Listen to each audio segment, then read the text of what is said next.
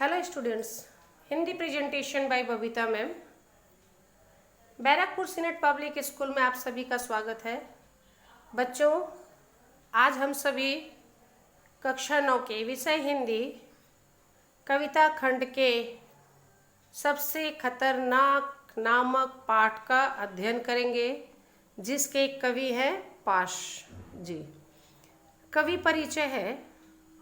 पाश जी का मूल नाम अवतार सिंह संधू है। इनका जन्म सन 1950 में पंजाब प्रांत के जालंधर जिले के तलवंडी सलेम गांव के एक मध्य वर्गीय कृषक परिवार में हुआ था। इनकी मातृभाषा पंजाबी है। ये प्रगतिवादी चेतना के कवि हैं। इनकी कविताओं में मार्क्सवादी विचारधारा के दर्शन होते हैं।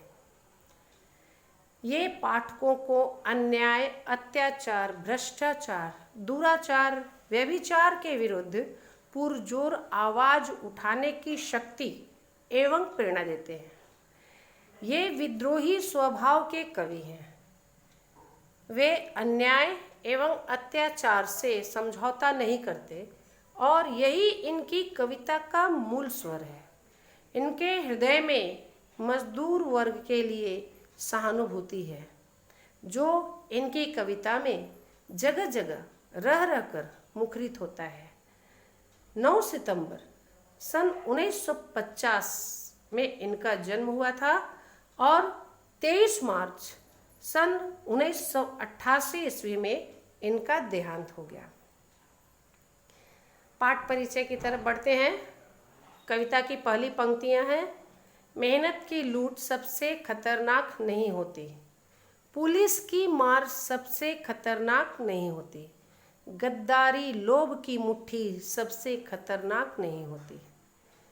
प्रसंग है, प्रस्तुत पंक्तियों में पाश जी ने देशवासियों को जड़ न होने, संघर्षशील होने तथा कुछ करने की इच्छा शक्ति से संपन्न होने की बात कही है। कथन की पृष्ठभूमि बनाते हुए वे कुछ खतरनाक स्थितियों का उल्लेख करते हैं। पंक्तियों की व्याख्या है। कवि का कथन है कि परिश्रम का उचित मूल्य न मिलना सबसे खतरनाक बात है, परंतु यह खतरनाक बात नहीं है। बिना अपराध किए पुलिस द्वारा पकड़ लिया जाना और कारागार में बंद कर दिया जाना भी खतरनाक बात नहीं है।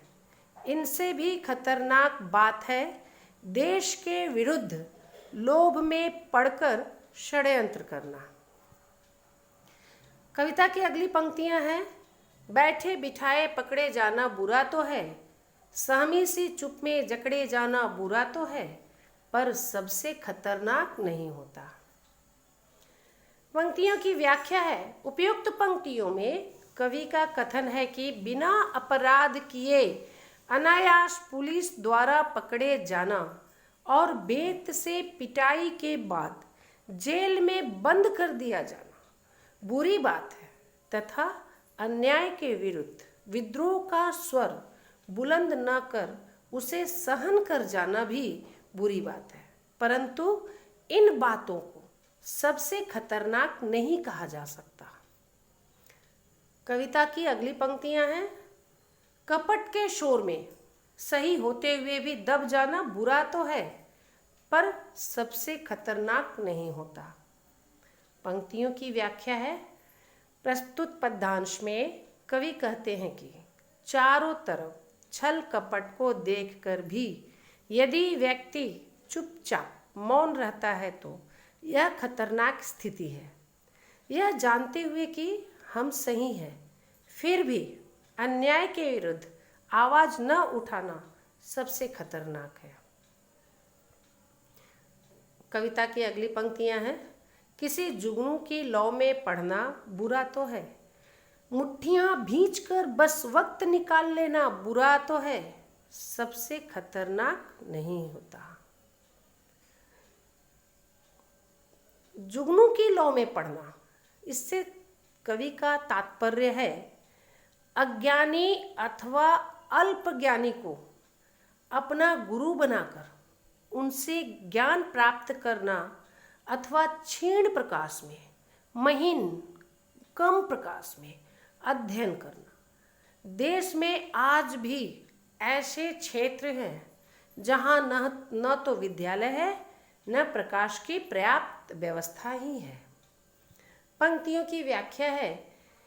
कवि का कथन है कि यह बात भी बुरी है कि व्यक्ति जुगनू के प्रकाश में पड़े, अर्थात अज्ञानी अथवा अल्पज्ञानी को अपना गुरु बनाकर उससे ज्ञान प्राप्त करे।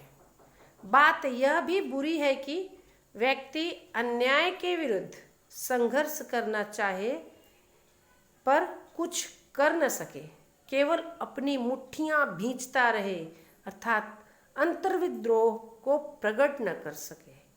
यह भी बुरी बात है, लेकिन यह सबसे खतरनाक नहीं होता। कविता की अगली पंक्तियां हैं। सबसे खतरनाक होता है मुर्दा शांति से भर जाना। मुर्दा शांति से तात्पर्य है निष्क्रिय जीवन या निठल्ला जीवन व्यतीत करना, जिसका कोई उद्देश्य ही न हो। पंक्तियों की व्याख्या।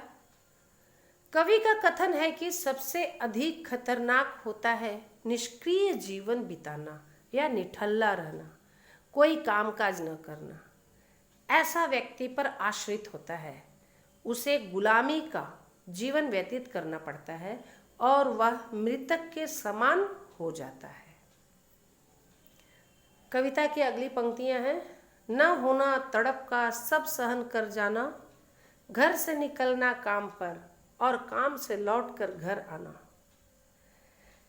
न होना तड़प का से कवि का आशय यह है कि व्यक्ति अपने सामने अन्याय, अनाचार, दुराचार होते देखे परंतु उनका प्रतिरोध ना करे, उसके मन को व्याकुलता का अनुभव हो।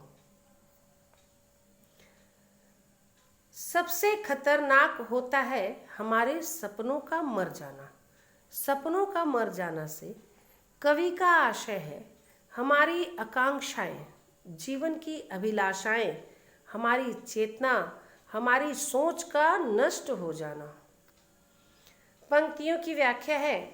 प्रस्तुत अंश में कवि का कथन है कि जीवन में सर्वाधिक खतरनाक है निष्क्रिय होकर चुपचाप बिना कुछ किए जिंदा रहना, और उससे भी अधिक खतरनाक है हमारे सपनों अर्थात हमारी आशा, अभिलाषा, इच्छा, आकांक्षा, चेतना तथा सोच का नष्ट हो जाना। कविता की पंक्तियाँ व्याख्या सहित यहीं समाप्त होती है। थैंक यू, धन्यवाद। फिर मिलते हैं अगले वीडियो में। घर पर रहें, सुरक्षित रहें।